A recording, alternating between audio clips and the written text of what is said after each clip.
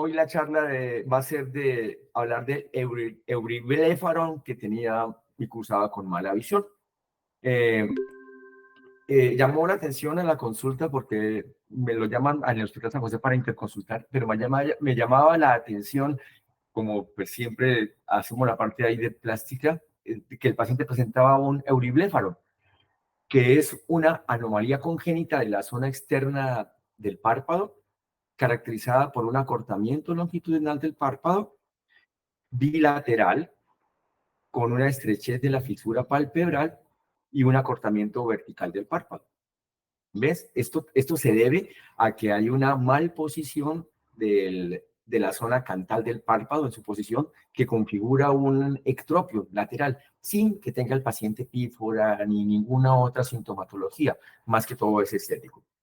Es un paciente que consultó de un varón de 30 años con una disminución de 5 días de evolución, no tenía antecedentes médicos relevantes, salvo que la madre refería que había tenido un evento similar de disminución de agudeza visual desde hace 5 años, pero no recordaban bien los datos. No usaba lentes, trabaja como administrativo en una empresa y venía desde su CESFAM con tratamiento oral de prednisolona 5 miligramos desde hace aproximadamente una semana o 2 semanas, no recordaban muy bien. Al examen físico llama la atención una agudeza visual en el ojo derecho de 42 a 1 metro, pero que al paciente le tocaba agachar la cabeza y mirar hacia arriba para poder ver y distinguir los dedos. En el ojo izquierdo una visión normal de 1, presentaba el euriblefaron como describí. En el ojo derecho tenía córnea clara, cámara anterior formada y había una celularidad de aproximadamente 2 cruces en el ojito derecho, sin alteraciones en el ojo izquierdo. Cursaba con una tonometría normal de 10 milímetros en ambos ojitos y en el fondo de ojo del ojo izquierdo estaba normal, pero el ojito izquierdo tenía una lesión de aproximadamente 2 diámetros de disco, elevada, con bordes difuminados, blanquecina, temporal, adyacente al disco, ahí en el rafé maculopapilar, de bordes bien irregulares y ya parecía como una estrella macular asociada. No había otras lesiones en la periferia ni en el polo posterior y venía una vitritis asociada, pues bien marcadita, a pesar de que llevaba aproximadamente 2 semanas con prednisolona oral. Hice una impresión diagnóstica de una uveitis posterior, una retinocoroiditis, posiblemente toxoplásmica versus toxocariasis. El paciente decía que donde viven con la abuelita y otros familiares tenían como unos 10 perros en el patio. Me dijo que nunca pasaban hacia la casa, por eso hice la interrogación. Solicitamos estudios completos de hemograma, estudios para TBC, sífilis, la gran simuladora, VIH y títulos para inmunoglobulina para toxoplasmosis, OCT y ecografía de campo amplio. E inicié tratamiento con trimetoprim sulfametosazol a estas dosis.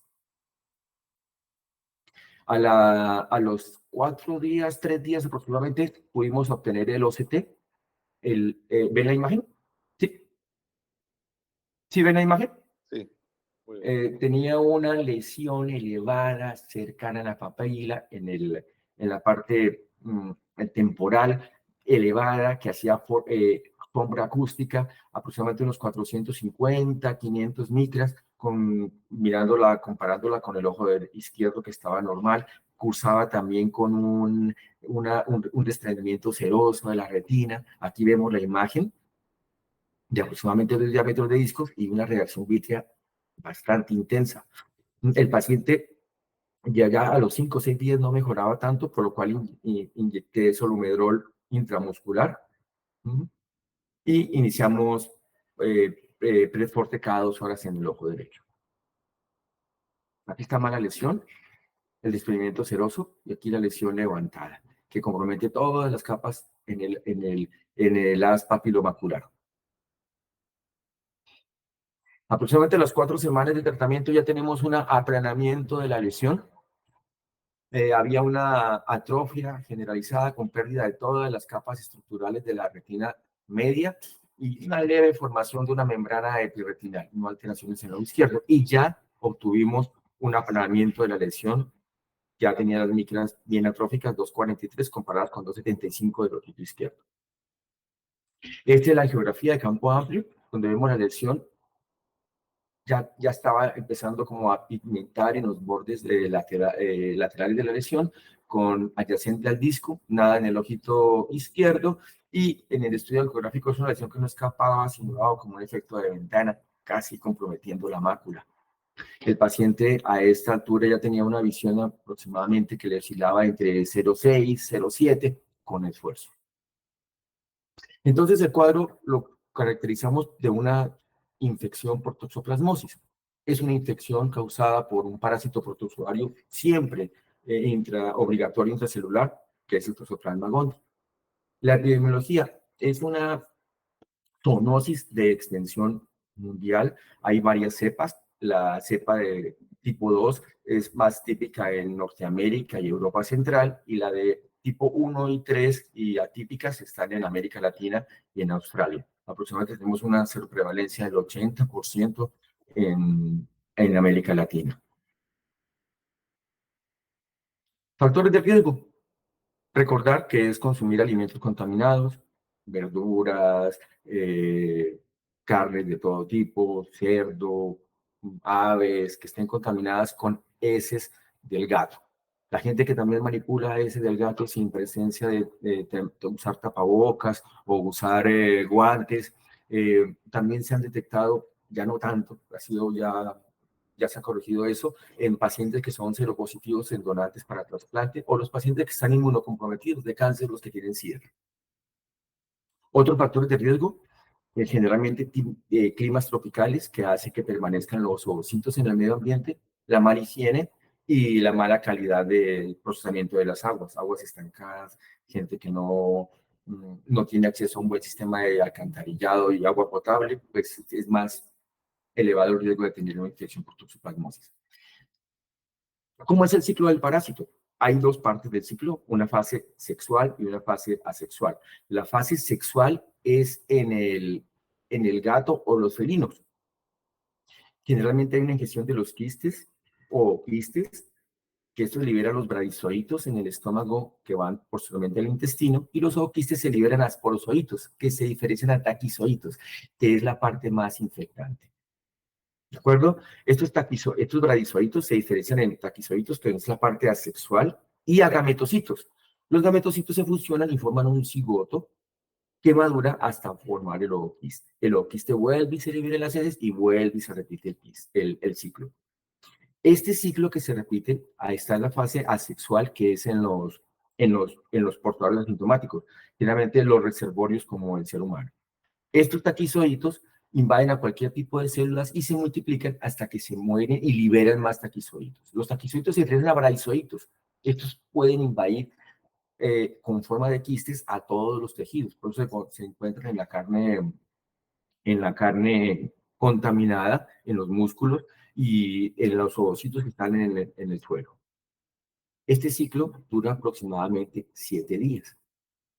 Entonces, el huésped intermediario, que en este caso es el ser humano, ingiere los zooquistes, hay las enzimas proteolíticas del estómago, lo liberan y tienen una invasión tisular. Estos bradizoitos o quistes se van a alojar al ojo, hígado, corazón o cerebro. La transmisión, obviamente por vía oral, como ya la escribí, vertical, transplacentaria de la madre al feto, y las ya muy raras que ya no se encuentran, ya no están descritas tanto, es la transfusión y los trasplantes, que obviamente las que se hacían antes se encontraron principalmente en el trasplante de corazón. ¿Cómo es el diagnóstico? El diagnóstico se hace básicamente por clínica y por serología. Cuando hay la primera infección, hay a la primera y segunda semana una elevación de todos los antígenos: inmunoglobulina M, inmunoglobulina A, inmunoglobulina G. La inmunoglobulina M se eleva aproximadamente de 1 a las 2 semanas y tiene su pico aproximadamente a las 2 semanas y se va descendiendo hacia el primer mes. La inmunoglobulina A también tiene su pico de las 2 semanas aproximadamente y se va a desaparecer casi a los 2,5, 3 meses. Cambio, la inmunoglobulina G es la inmunoglobulina que va creciendo poco a poco y es la que presenta y está presente casi en toda la parte de la infección crónica. Hay otras pruebas serológicas de inmunoglobulina G, que es la avidez de la inmunoglobulina G. La avidez es la fuerza de la inmunoglobulina G específica por el epítope de la proteína antigénica del agente infectante. Esto más que todo se hace para madres embarazadas, pero no es tan fácil hacerla, los laboratorios no predisponen casi de esta muestra. Entonces, la prueba es confirmación diagnóstica, anticuerpos, inmunidad G, inmunidad M, es positiva la primera semana, como habíamos dicho, su pic es a un mes, se hace por prueba de ELISA, los niveles van disminuyendo, pero hay niveles de inmunoglobulina G que persisten más o menos hasta un año o un poquito más. El diagnóstico de cuando nos da positivo nos indica que es una infección aguda o una reactivación de una infección pasada. Una prueba negativa descarta pues la infección aguda, pero una prueba positiva no significa que sea una infección aguda, porque pues, muchas pruebas disponibles tienen altas tasas de falsos positivos y la inmunidad G, la inmunidad M puede permanecer hasta detectable en muchos meses, inclusive pues 12 meses hasta un año. La inmunidad G es detectable su pic a la primera y hasta la tercera semana. Su pic está aproximadamente hacia los 3 meses. Los niveles pueden persistir de inmunidad G hasta más de un año o de por vida. Y la avidez de la inmunidad G ayuda a distinguir infecciones anteriores. No es una prueba de rutina, hay muy poca disponibilidad en los laboratorios, se hace generalmente hacia madres embarazadas. La inmunidad G de baja avidez indica una infección reciente y la que tiene alta avidez, o sea, la alta afinidad específica de inmunoglobulina por su epítope del agente infectante, en este caso la toxoplasmosis, indica una infección crónica pasada. El PCR se hace generalmente para aumentar esas cadenas de ADN en pacientes inmunodeprimidos, pacientes con SIDA, con cáncer, y se puede realizar en muestras de sangre, de líquido cefalorraquídeo, de molacoso, de vitrio, lavado broncoalveolar o muestras de biopsia directa. ¿Eh? Hay estudios de neuroimagen para pacientes realmente inmunocomprometidos. El quiste tiene un halo hipercantante que generalmente se ve en la resonancia. Esto es en el 90% de los pacientes que tienen encefalitis por toxoplasmosis. Y también es un indicativo de cura y remisión de la enfermedad porque estas lesiones también van desapareciendo con el tratamiento.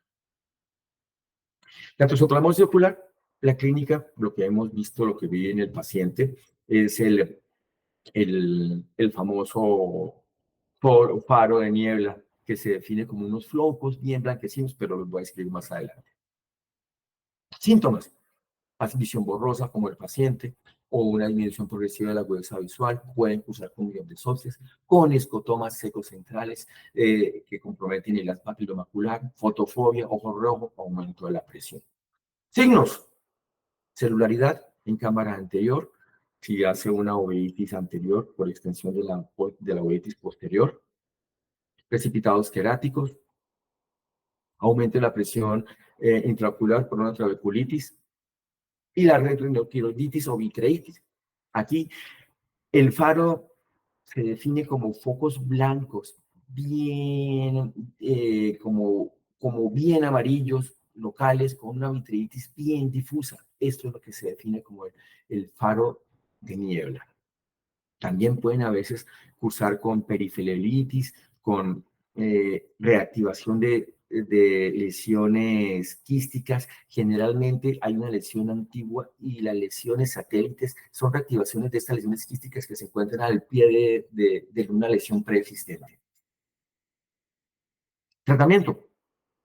El inicio del tratamiento se hace para siempre detener la multiplicación parasitaria, limitar las reacciones inflamatorias y evitar las recurrencias de los pacientes. Hay dos tratamientos, el estándar y el alternativo. El estándar mundialmente reconocido con pirimetamina, sulfadacina y ácido fólico.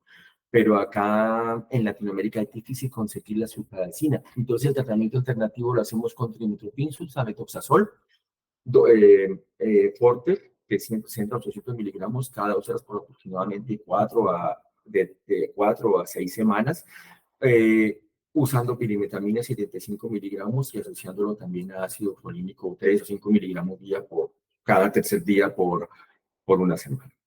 El tratamiento debe continuarse 1 a 2 semanas después de la resolución del cuadro para evitar esto. Hay que ver que este tratamiento se hace para tratar las formas de los taquizoitos, pero los quistes no permiten erradicar estos quistes. Pacientes inmunocomprometidos sugieren mantener el tratamiento por lo menos 6 meses a un año.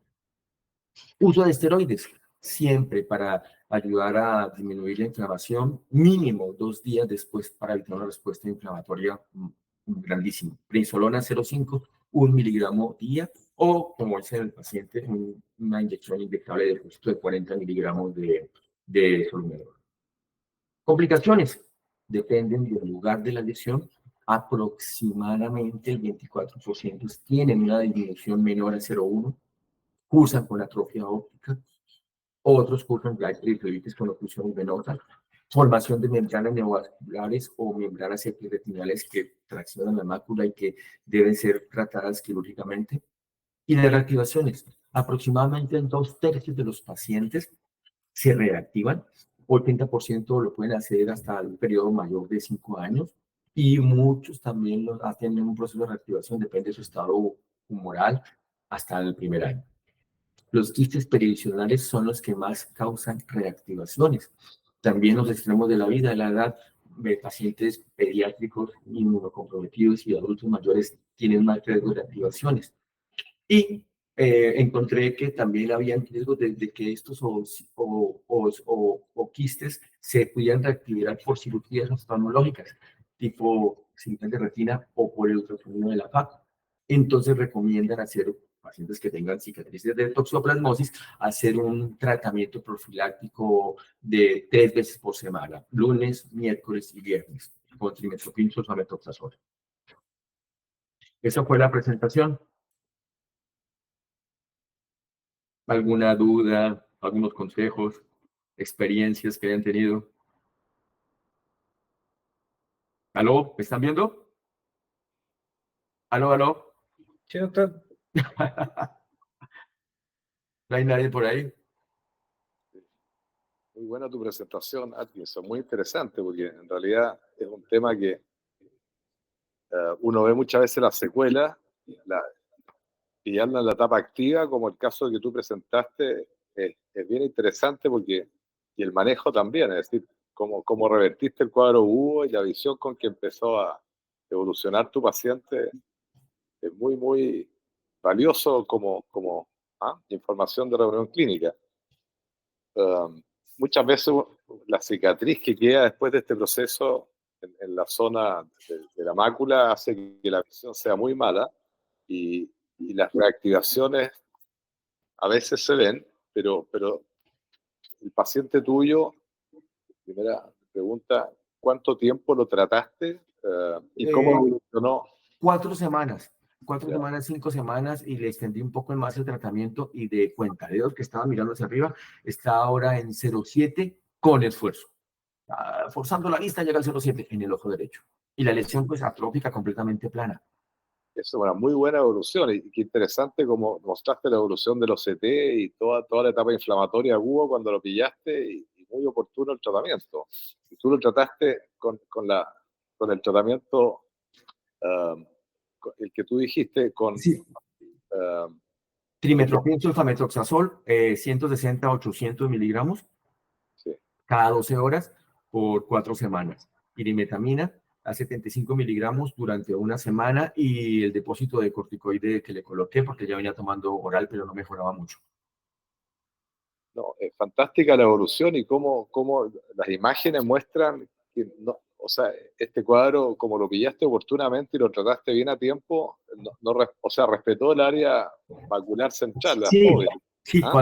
cuando lo dilaté fue que me di cuenta que dije, bueno, esto tengo que hacerlo como más agresivo porque pues va a comprometer la mácula. Sí, muy interesante. Se ofrece la palabra.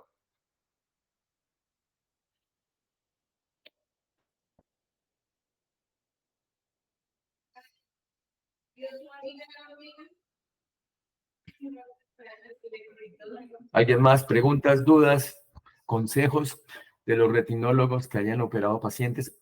Encontré también que pacientes que estaban inmunocomprometidos les colocaban clindamicina y tripetoprim sulfamethoxazol intravítrea, pero pues no sé qué experiencia tengan en el servicio.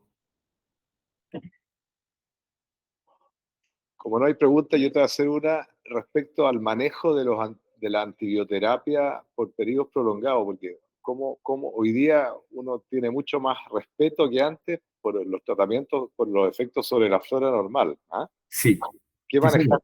respecto a eso? No sé si... Sí, señor. Generalmente, como hablo, cuando los pacientes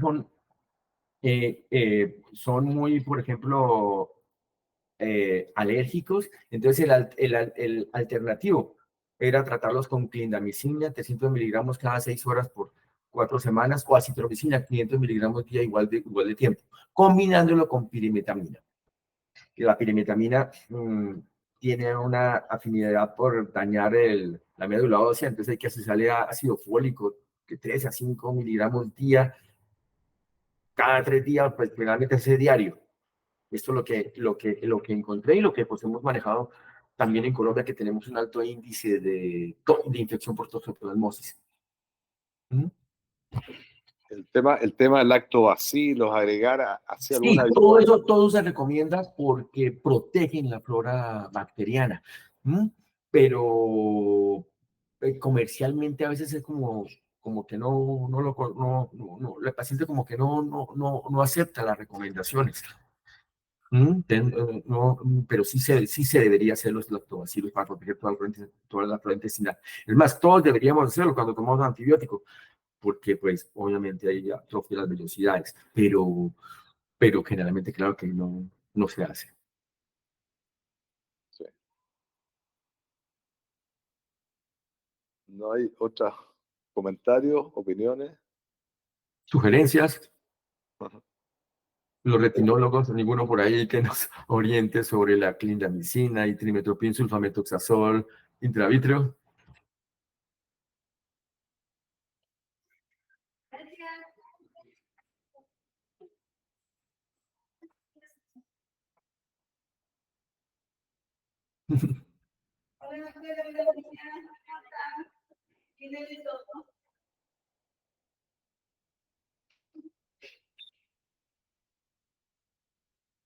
Hola, ¿Aló? ¿qué tal? Buenos días.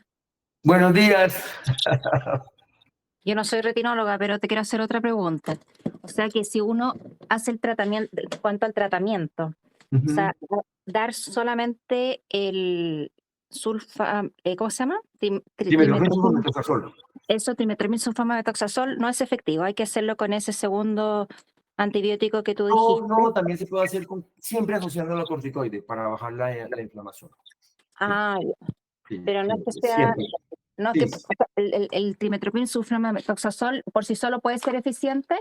sí, pero como hay una reacción inflamatoria, siempre hay que asociarle corticoide. Ya, pero mi pregunta iba por el segundo medicamento que tú indicaste. Pirimetamina, sí. Pues siempre es como el esquema que hemos manejado, pues manejaba mucho yo en Colombia y pues tal vez por la carga antigénica nos daba un mayor resultado que dejarlo solamente con el trimetopin. Obviamente que a veces lo usábamos porque no teníamos la presentación del Forte, que no teníamos como 80-400, que era como la mitad. Ok. Sí.